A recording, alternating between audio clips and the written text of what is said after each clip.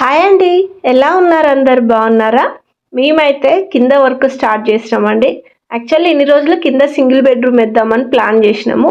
కానీ మేము కింద సింగిల్ బెడ్రూమ్ వేద్దాం అనుకున్న అమౌంట్ అంటే ఒక 5 lakhs వరకు కిందికి తీసుకొద్దాము, పైన ఖర్చు అనేది తగ్గించి దాన్ని బట్టి ఆ 5 lakhsతో సింగిల్ బెడ్రూమ్ వేద్దామని అయితే అనుకున్నామండి. కానీ మొత్తం మేము అనుకున్న డబ్బులు మొత్తం పైన అయిపోతాయి అన్నట్టు. అయితే కింద ఒక రూమ్ అయితే కంపల్సరీ వేద్దాం అనుకున్నామండి. మెట్ల కింద ఒక బాత్రూమ్, ఒక రూమ్ అయితే కంపల్సరీ. ఎందుకంటే కొన్ని వస్తువులు ఉంటాయండి మనవి, వాటిని మనం ఎక్కువ వాడం, ఎప్పుడో ఒకసారి వాడుతూ ఉంటాం. పైన ఎట్లాగో చిన్నగా అయిపోయింది, ఆ వస్తువులు కింద పెట్టుకోవచ్చు. మళ్ళీ గెస్ట్లు వచ్చినప్పుడైనా మనకు పైన పడుకోవడానికి స్థలం లేకుండా ఉన్నప్పుడైనా కింద వచ్చి పడుకున్నట్టుగానైతే ఒక రూమ్ మంచిగానే ఒక రూమ్ వేపిద్దామని అయితే ప్లాన్ చేస్తాం అన్నట్టు. అయితే మాది ఇప్పుడు నార్త్ ఫేస్ బిట్ కదండి. నేనేమన్నా అంటే మెట్ల వైపే రూమ్ వేద్దాము అనేసి అంటే మా ఆయన అట్లనే అనుకున్నాడు. బట్ తెలిసిన వాళ్ళు, పక్కన బిల్డర్ అనేవాళ్ళు, వాళ్ళు వీళ్ళు ఏమన్నారంటే ఎప్పుడైనా రూమ్ అనేది కిందికి రావద్దు, పైకే ఉండాలి, అట్లా వేస్తే తప్పు. ఇప్పుడు మీరు నార్త్ వైపు కిందికి వేస్తే వెనక సౌత్ వైపు ఓపెన్ ఉంటుంది కదా, అలా అస్సలు అట్లా ఉండకూడదు అనేసి అన్నారు. సరే అని చెప్పి ఇప్పుడు సౌత్ వైపు రూమ్ వేసినాం అనుకోండి, నార్త్ వైపు ఆల్రెడీ బాత్రూమ్ కోసం అయితే ఒక పెద్ద గోడ కట్టాల్సిందే, మెట్ల గోడ. ఇక మా ఆయన ఏమంటాడు, ఆల్రెడీ ఇటువైపు రూమ్కు గోడ వస్తుంది, అటువైపు ఒక గోడ వస్తుంది, just back side front side ఒక 2 గోడలు కట్టినాం అనుకో మనకి 2 rooms అయిపోతాయి కదా అన్నాడు. ఫస్ట్ రోజు అంతా వద్దు అన్నా, బట్ తర్వాత నేను కూడా ఆలోచించుకున్నా అండి, నిజమే కదా, ఎట్లాగో వెనకాల విండోనే పోతుంది, ఫ్రంట్ సైడ్ పెద్ద దర్వాజానే వస్తుంది, కాబట్టి ప్రజెంట్ అయితే ఒక 2 rooms వేద్దామని అయితే ఫిక్స్ అయిపోయినామండి.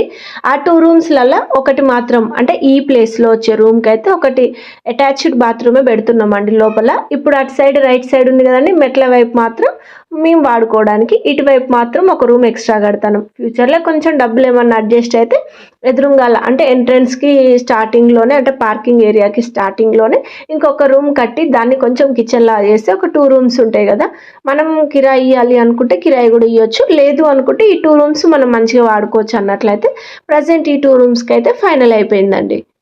చిన్న డబ్బాలన్నీ పగిలిపోయినాయండి. డబ్బాలు కావాలంటే మాత్రం షాప్ దగ్గరకు వచ్చిన అన్నట్టు. ఒక డబ్బా 60 రూపాయలు అన్నాడు. నేను ఎంత 50 రూపాయలకి ఇవ్వమన్నా ఇవ్వలేదు. సరే అని చెప్పి ఒక 3 డబ్బాలు తీసుకొని అయితే వెళ్ళిన. ఇప్పుడు మేము కింద కట్టించే 2 rooms అయితే మాకు సంబంధం లేదండి, గుత్తకి ఇచ్చేసినాం మేము మేస్త్రికి. మా పక్కన మేస్త్రి ఉన్నాడుగా, అదే అండి షెల్ఫ్లు పోసిన మేస్త్రి వెంకన్న. పక్కన 2 బిల్డర్ కట్టిన ఇల్లులు ఉన్నాయి కదా, ఆ మేస్త్రి అన్నట్టు. సో తనకి ఇచ్చేసినాము. చాలా బేరాలు అయిపోయిన తర్వాత లాస్ట్కు 1,55,000కి ఫైనల్ అయిందండి. 2 rooms, 2 washrooms, చుట్టూ పారిగోడ, ర్యాంప్ అన్నట్టు. మళ్ళీ పార్కింగ్ ప్లేస్లో స్లాబ్ ఓపెన్ ఉంటుందిగా ఎదురుగాల, ఆ స్లాబ్ అనేది మొత్తం ప్లాస్టింగ్ చేసి ఇస్తాడు అన్నట్టు. ఇదంతా కలిపి 1,55,000కి అయితే ఓకే అయిపోయింది. వర్క్ అయితే నిన్ననే స్టార్ట్ చేసిరండి. సిమెంట్ బస్తాలు మళ్ళీ తీసుకొచ్చిరు. ఈరోజు అయితే 25 bags తెప్పిస్తాము. సిమెంట్ బస్తాలు వచ్చినప్పుడల్లా వాళ్ళు కొంత డబ్బులు అడుగుతారండి. ఒక 100 రూపాయలు 200 రూపాయలు అడుగుతారు. ప్రతిసారి ఇస్తూనే ఉంటా, ఒక్కోసారి ఇవ్వలేదులేండి మొండిగా. వచ్చినప్పుడల్లా ఎలా ఇస్తామండి మీకు, మీ సార్ శాలరీ ఇస్తాడు కదా అంటే, వాళ్ళు అవి మాకు శాలరీ ఎందుకు ఇస్తాడమ్మా, శాలరీ ఇవ్వడు, బస్తాల ప్రకారం ఇస్తాడు అనేసి అన్నారు. ఇచ్చేసిన అన్నట్టు. తెలుసమ్మా నువ్వు ఇస్తావు అనేసి అంటారు మళ్ళీ, ఎందుకంటే వాళ్ళు అంత కష్టపడతారు కదండి, చిన్న అమౌంటే కదా అనేసి ఇస్తూ ఉంటా అన్నట్టు. వాళ్ళకు కొంచెం సాటిస్ఫాక్షన్ అనిపిస్తుంది, వాళ్ళు టీలు టిఫిన్లు చేయడానికి అడుగుతారంట. ఇప్పుడు 25 bags తెప్పించినామండి. ఇంకొక 25 bags దాకా పడతాయంట. మొత్తం ఒక 50-60 బస్తాలు సిమెంట్ పడుతుంది అనేసి అయితే అన్నాడు మేస్త్రి. బట్ చలికాలం కదండి, మొన్న తెప్పించినవి 2 అక్కడక్కడ చిన్న గడ్డలు స్టార్ట్ అయిపోయినాయి. అందుకని చెప్పి ఇప్పటికైతే ఒక 25 bags తెప్పించినాము. ఇటుక ఆల్రెడీ ఒక ట్రిప్ అంత ఉందండి, మళ్ళీ ఇంకొక ట్రిప్ ఇటుక తెస్తే సరిపోతుంది. ఇసుక అయితే చాలానే ఉందండి, మేము డబల్ బెడ్రూమ్ కట్టినా సరిపోయాని తీసుకున్నది.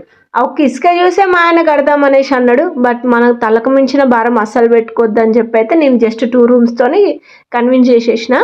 ఈ రోజుకి సీలింగ్ అయిపోవాలండి, బట్ సీలింగ్ వాళ్ళు 2 days రాలేదండి. అందుకని చెప్పి కొంచెం వర్క్ డిలే అయిపోయింది. అందరుండి లాస్ట్లో వర్క్ డిలే అవుతుంది అంటే ఏమో అనుకున్నా కానీ ఇట్లనే అయిపోతుందేమో అండి. షీట్స్ అయితే వచ్చినాయి, ఆ షీట్స్ తీసుకొచ్చి అయితే పెడుతున్నారు. రేపటి నుంచి వర్క్ స్టార్ట్ చేద్దాం అనేసి అన్నారు. అంటే నిన్నటి వీడియో అన్నట్టు ఇది, అంటే నిన్న తీసిన వీడియో. ఈ రోజుకి ఆల్రెడీ సీలింగ్ వర్క్ అయితే స్టార్ట్ అయిపోయింది. నేనైతే ఆ సీలింగ్ మోసే అన్నాను, ఫుల్ హడావుడి చేసినాను. ఇట్లా ఎట్లా వేస్తావన్నా, నేను అర్జెంటుగా కావాలని చెప్పినా కదా, నేనంటే ఒక టైం అనుకుంటాను మా గృహప్రవేశానికి, నువ్వు లేట్ చేయొద్దన్నా అంటే, సరే అమ్మ ఖచ్చితంగా 2 daysలోనే అయిపోతుంది అనేసి అన్నాడు. వాళ్ళది 2 daysలోనే అయిపోద్దండి, బట్ పుట్టి వర్క్ అనేది చాలా టైం తీసుకుంటుంది కదా. పైన బాత్రూమ్లు అనేవి సెట్ చేస్తారండి, మొత్తం సిమెంట్తో లెవెల్ చేస్తారు. అట్లనే బాత్రూంల పైపుల దగ్గర తీసిన హోల్స్ ఉంటాయి కదండి, ఆ హోల్స్ అన్ని బుడుపుతారు. దానికోసం అయితే డాక్టర్ ఫిక్సిట్ తెప్పించినామండి. వాటర్ లీకేజ్ ప్రాబ్లం అనేది రాకుండా అవి క్లోజ్ చేసేటప్పుడు పెడితే చాలా మంచిదని చెప్పి అయితే తీసుకొని వచ్చినాం డాక్టర్ ఫిక్సిట్. యాక్చువల్ ఏంటంటే మొత్తం ప్లంబింగ్ వర్క్ కూడా వాడొచ్చంట. అప్పుడు వాడలేదండి, మాకు అర్థం కాలేదు. యాక్చువల్లీ చెప్పిండంట ప్లంబర్, కానీ మరి మా ఆయనకి ఎప్పుడు చెప్పిండో, ఆయన ఏ మూడ్లు ఉన్నాడో తెలీదు. కాలేజ్కి అటు ఇటు తిరుగుతూ ఉంటాడు కదా. బట్ ప్రజెంట్ అయితే ఈ బాత్రూమ్స్ అనేవి రెగ్యులర్గా వాడుతూ ఉంటాం కాబట్టి ఈ బాత్రూమ్స్ కోసం అయితే తెప్పించినాం అన్నట్టు. 2 బాటిల్స్ సరిపోతాయి అన్నాడు, అసలు ఇంకా మిగులుతాయి అనేసి అన్నాడు వెంకన్న. ఈ మేస్త్రి అన్నట్టు ఇప్పుడు కింద మనకు కట్టేది. కానీ ఆ రోజైతే కూలి ఇచ్చినామండి. పైన వర్క్కి దేనికైనా నేను దీంతో సంబంధం లేదు సార్, ఓన్లీ కింద వర్క్ మొత్తం కంప్లీట్ చేస్తా, నాకు ఇంత కావాలనేసి తను అన్నాడు. సో ఇదైతే కూలికి వచ్చింది అన్నాడు. కూలికి అంటే డైలీ లేబర్ లాగా తనతో పాటు వచ్చిన తనకి ఆ రోజైతే అమౌంట్ ఇచ్చేసినాం మేము. ఇలా డైరెక్ట్ సిమెంట్లో కలిపేస్తారంట అండి డాక్టర్ ఫిక్సిట్. మరి ఈ క్వాంటిటీ సరిపోద్దా, ఇంకా కొంచెం ఎక్కువ కలపాలా, దీని గురించి అయితే జీరో నాలెడ్జీ అన్నట్టు, ఏం తెలియదు మాకు. బట్ ఇక మేస్త్రి చూసుకుంటాడు కదా అని చెప్పి తనకైతే డబ్బాలు ఇచ్చేసి నువ్వే చూసుకో అని చెప్పినాము. నేనైతే మేస్త్రిని అడిగిన అన్నట్టు, ఆ 2 రూమ్స్ మొత్తం పారి కూడా కంప్లీట్ నువ్వు ఎప్పటి వరకు చేసి ఇస్తావు అనేసి అడిగితే, మీరు పుట్టి పెట్టి పెయింట్లు అయిపోయే లోపల నేను కింద కంప్లీట్ చేసి ఇస్తా, పైన పెయింట్లు అయిపోయేసరికి కింద కంప్లీట్ అయి ఉంటుంది, మీరు కింద పెయింట్ వేయించుకోవచ్చు, నా పని నేను లేట్ చేయనని అయితే మాట ఇచ్చిండు. మరి చూడాలి మరి ఆ మాట నిలబెట్టుకుంటాడా, తను లేట్ చేస్తాడా అనేది అయితే తెలీదు. ప్రజెంట్ అయితే నేను అదే చెప్పిన అన్నట్టు తనకి, నువ్వు 2 ఒకటేసారి అయిపోయేటట్టు సెట్ చేయన్నా అనేసి. ఇది అన్నట్టు అండి, ఇది చిల్డ్రన్ బెడ్రూమ్ది, అంటే చిన్న బెడ్రూమ్ది అన్నట్టు. ఇట్లా ఎల్ షేప్లో పెట్టించినాం మేము. ఇది కొంచెం బాగా హైట్ అనిపించింది, బట్ టైల్స్ కిందకేస్తే సెట్ అవుతుందంట.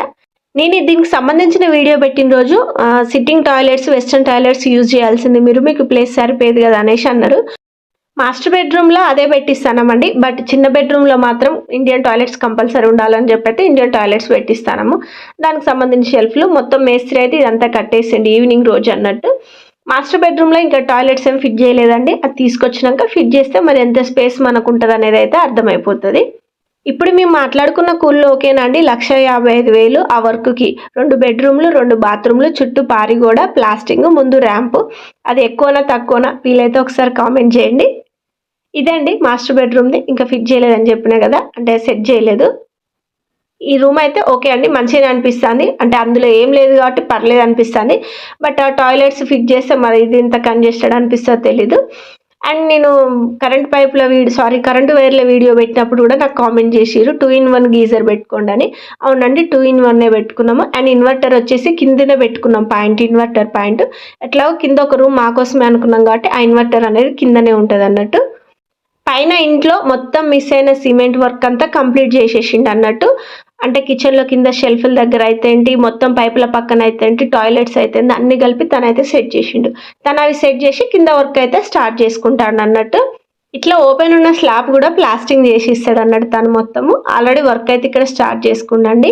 నేను ముందు ఆ గోడ కట్టపోయిన వెంకన్న అని అడిగితే, ఎప్పుడైనా కింది వైపు పని స్టార్ట్ చేస్తే మా పని దూగదమ్మా, మేము పైనుండే స్టార్ట్ చేసుకోవాలి, మా పని అంతా లేట్ అయిపోద్ది అనేసి అన్నాడు. అలాంటి సెంటిమెంట్స్ కూడా ఉంటాయి కదా. అక్కడ నేను ఏం అడుగుతానంటే, యాక్చువల్లీ ఫుల్ సౌండ్ వస్తుందండి, ఒరిజినల్ వాయిస్ పెట్టట్లేదు, వెనకాల వర్క్ జరుగుతుంది కదా. మరి ఇటుకలు మొత్తం అటే వెళ్ళిపోతున్నాయి కదా, మరి ప్లాస్టింగ్ చేయకపోతే ఎట్లా, అటువైపు ప్లాస్టింగ్ రాదు కదా, మరి వాళ్ళు పారగోడకి ఆనుకొని వస్తుంది కదా అంటే, ఏం కాదు మేడం, నేను ఆల్రెడీ సిమెంట్ వేసేస్తాను, ఇంకోటి ఇదంతా నెలలకే పోతుంది, ఇదంతా లెవెల్ చేపిస్తాడంట సార్ అనేసి అయితే చెప్పిండు. ఇప్పుడు ఇటుక పెట్టి చూపించిండు చూడండి, దాన్ని గేట్ పెళ్ళ అంటారంట. నాకు ఆ విషయం తెలియదు. ఇక్కడ ఎట్లా కడతావు వెంకన్న అంటే, ఇదంతా భూమిలోకి వెళ్ళిపోతుంది, తర్వాత గేట్ పెళ్ళలాగా పెడతా. ఇప్పుడు మా పక్కన ఉంది చూడండి, దాని పారి కూడా అట్లే కట్టిండు అన్నట్టు. ఆ రోజు చూడలేదా మేడం, సేమ్ అట్లే వస్తుంది మీద అనేసి అన్నాడు. తర్వాత నేను అన్న, మరి వాళ్ళు అది తీసినప్పుడు ఈ గోడకి ఏమన్నా డ్యామేజ్ అవుతుంది అంటే, ఏం కాదు, ఆల్రెడీ మీరు కింద బేస్మెంట్ వేసిరు కాబట్టి మీ దానికైతే ఏం ప్రాబ్లం కాదు అనేసి అయితే అంటాడు.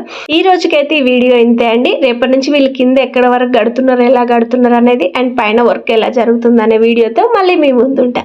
వీడియోని లైక్ చేయడం అయితే అస్సలు మర్చిపోకండి. Thank you.